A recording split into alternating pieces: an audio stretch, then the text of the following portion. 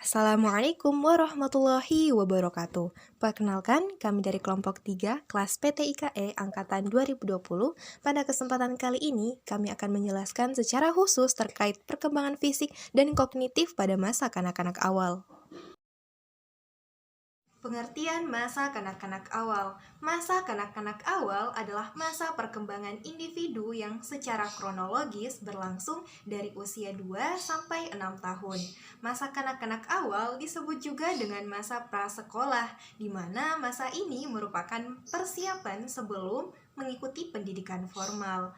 Para ahli psikolog menyebutkan bahwa masa kanak-kanak awal merupakan usia untuk mempelajari dasar-dasar perilaku sosial untuk persiapan bagi kehidupan sosial yang lebih tinggi. Kemudian usia menjelajah untuk eksplorasi, usia bertanya, usia meniru, dan usia menunjukkan kreativitas dalam bermain. Perkembangan dan perubahan fisik. Perkembangan fisik pada masa kanak-kanak ditandai dengan meningkatnya pertumbuhan tubuh, baik berat badan, tinggi badan, dan kekuatan anak, sehingga anak lebih aktif serta keterampilan fisiknya maupun eksplorasi terhadap lingkungan berkembang. Perkembangan sistem syaraf pusat memberikan kesiapan pada anak untuk lebih meningkatkan pemahaman dan penguasaannya terhadap tubuhnya. Contohnya, A. Tinggi. Pertambahan tinggi badan setiap tahunnya rata-rata 3 inci. B. Berat. Pertumbuhan berat badan setiap tahunnya rata-rata 3-5 pon. C. Perkembangan tubuh. Penampilan bayi tidak tampak lagi. Wajah tetap kecil tapi dagu tampak jelas dan leher lebih memanjang. Gumpalan tubuh berkurang dan tubuh cenderung berbentuk kerucut. Perut yang rata, dada yang lebih bidang, bahu lebih luas dan persegi. Lengan dan kaki lebih panjang dan lurus, serta tangan dan kaki lebih besar. D. Postur tubuh. Perbedaan dalam tubuh pertama kali tampak jelas pada masa awal kanak-kanak. Ada postur tubuhnya gemuk lembut atau endomorphic dan ada yang kuat berotot, mesomorphic. Ada yang relatif kurus, exotomorphic. E. Tulang dan otot. Otot menjadi lebih besar, berat, dan kuat, sehingga anak tampak lebih kurus meskipun beratnya bertambah. F. Lemak. Anak yang bertumbuh endoformic lebih banyak jaringan lemaknya daripada jaringan ototnya.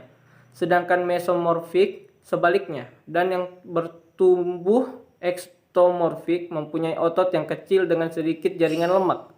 G. Gigi. Selama setengah tahun terakhir, gigi bayi mulai tanggal digantikan oleh gigi tetap. Bila masa kanak-kanak berakhir, pada umumnya, yang pertama lepas adalah gigi bayi yang pertama kali tumbuh, yaitu gigi seri tengah. Bayi memiliki 1 atau 2 gigi tetap di depan dan beberapa celah di mana gigi tetap akan muncul. Perkembangan motorik. Motorik terbagi menjadi 2, yaitu motorik kasar dan motorik halus. Perkembangan motorik kasar ditekankan pada koordinasi gerakan tubuh seperti berlari, berjinjit, melompat, bergantung, melempar, dan menangkap, serta menjaga keseimbangan. Pada anak usia 4 tahun, anak sangat menyenangi kegiatan fisik yang menantang baginya, seperti melompat dari tempat tinggi. Pada usia 5 atau 6 tahun, keinginan untuk melakukan kegiatan tersebut bertambah. Anak pada masa ini menyenangi kegiatan lomba, seperti balapan sepeda, balap lari, atau kegiatan lainnya yang mengandung bahaya. Motorik halus. Perkembangan motorik halus ditekankan pada koordinasi gerakan, seperti meletakkan atau memegang suatu objek dengan menggunakan jari tangan. Pada usia 4 tahun, koordinasi gerakan motorik halus sangat berkembang, seperti antusias menyusun balok-balok menjadi satu bangunan secara sempurna, sampai terkadang meruntuhkan bangunan itu sendiri.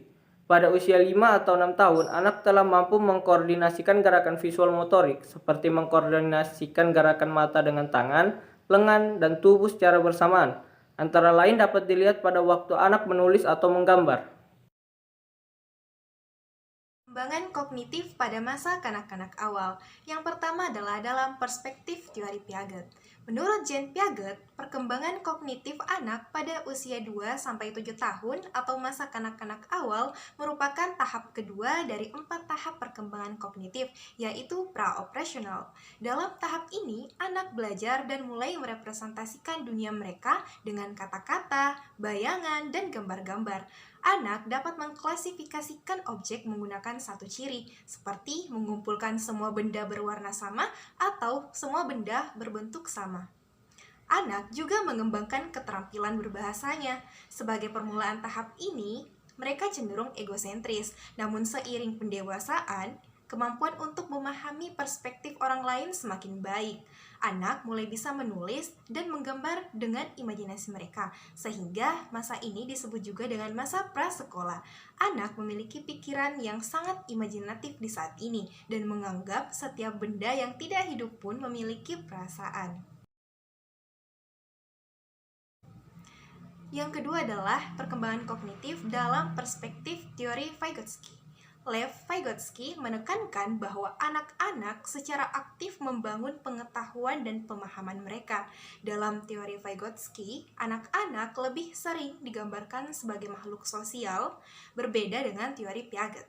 Anak mengembangkan cara-cara mereka dalam berpikir dan memahami, terutama melalui interaksi sosial.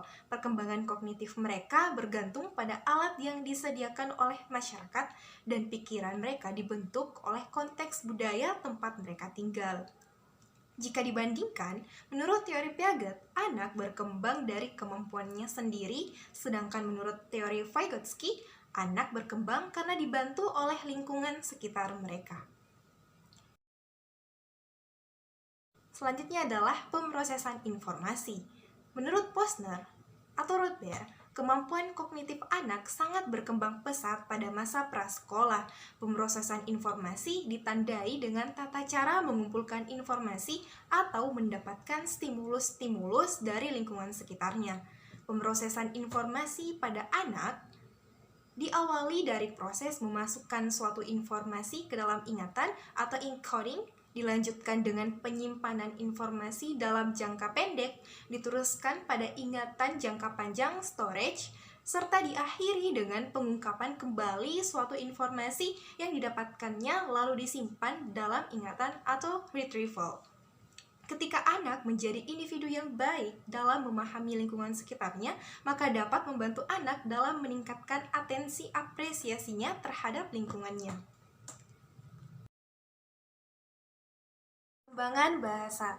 Aspek pertama yang akan dibahas adalah mengenai fonologi dan morfologi.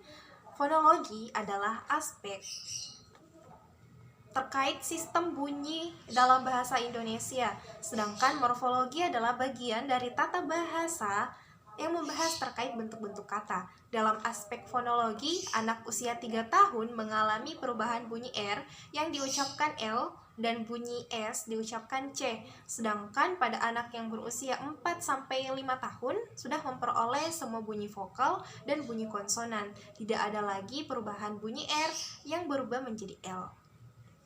Dalam aspek morfologi, anak usia 3 tahun belum memperoleh kata yang mendapatkan proses afiksasi, serta muncul morfem yang tidak utuh. Sedangkan pada anak yang berusia 4 tahun, sudah muncul morfem yang utuh dan prefiks. Sedangkan usia 5 tahun lebih banyak muncul pemerolehan afiksasi. Aspek kedua adalah perubahan dalam sintaks dan semantik. Sintaks adalah aspek yang mencakup hubungan antar kata dalam tuturan, sedangkan semantik adalah aspek mengenai makna atau arti yang terkandung dalam bahasa. Dalam tataran sintaksis, anak yang berusia 3 tahun hanya memperoleh ujaran 2 kata, sedangkan anak yang berumur 4-5 tahun telah memperoleh ujaran beberapa kata. Dalam tataran semantik, hampir semua ujaran anak mengandung makna denotatif. Ada pula kalimat yang muncul dengan makna konotatif. Semakin bertambah usia anak-anak, pengenalan fitur semantik ini semakin sempurna. Pada anak usia 4-5 tahun, mulai mengetahui makna kata benda dan kata kerja, walaupun masih terbolak-balik dalam menempatkannya, seperti contoh kalimat beli nanti yang seharusnya nanti beli. Kemajuan dalam pragmatik.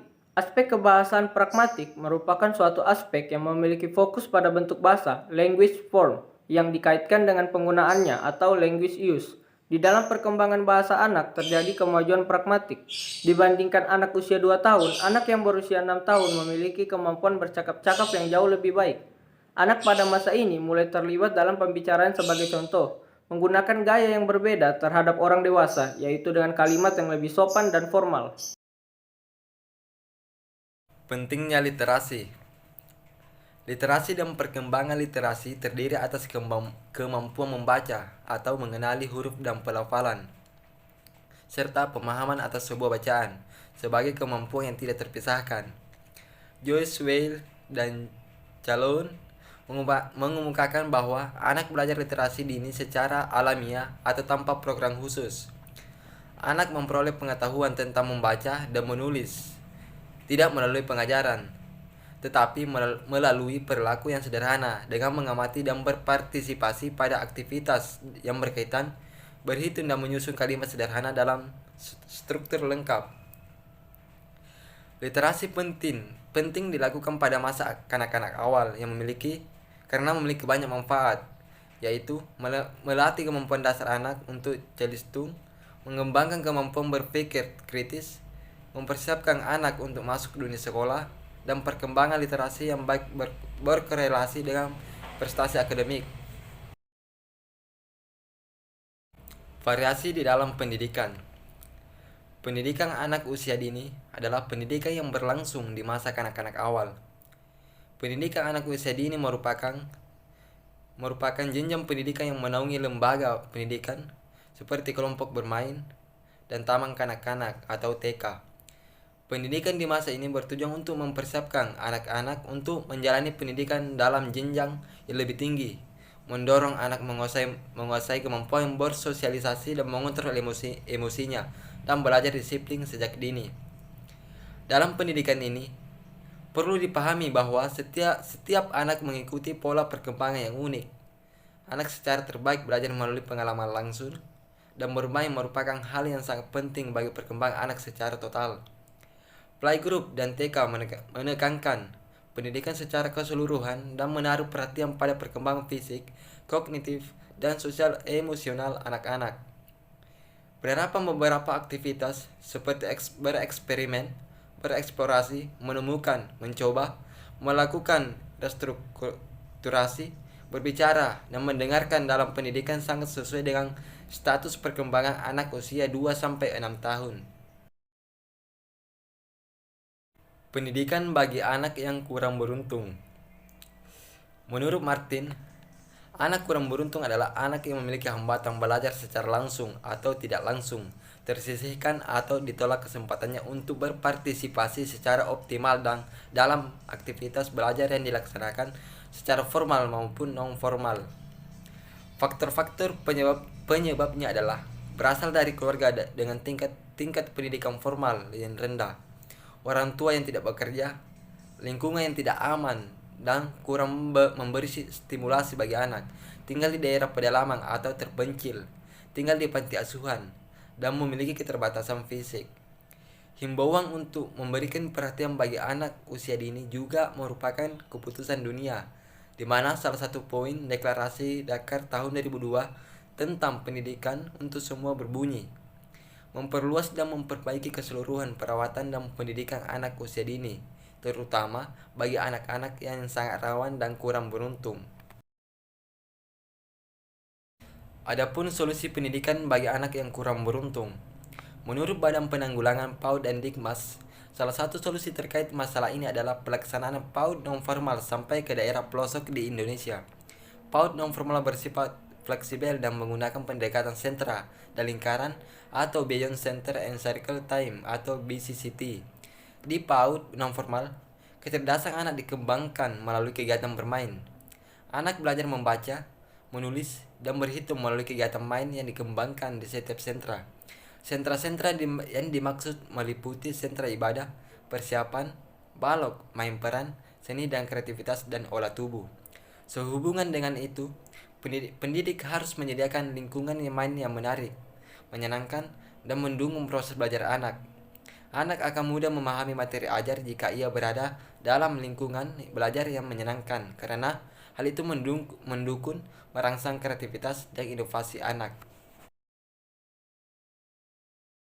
Demikianlah pemaparan kami terkait perkembangan fisik dan kognitif pada masa kanak-kanak awal. Kurang dan lebihnya mohon dimaafkan. Wassalamualaikum warahmatullahi wabarakatuh.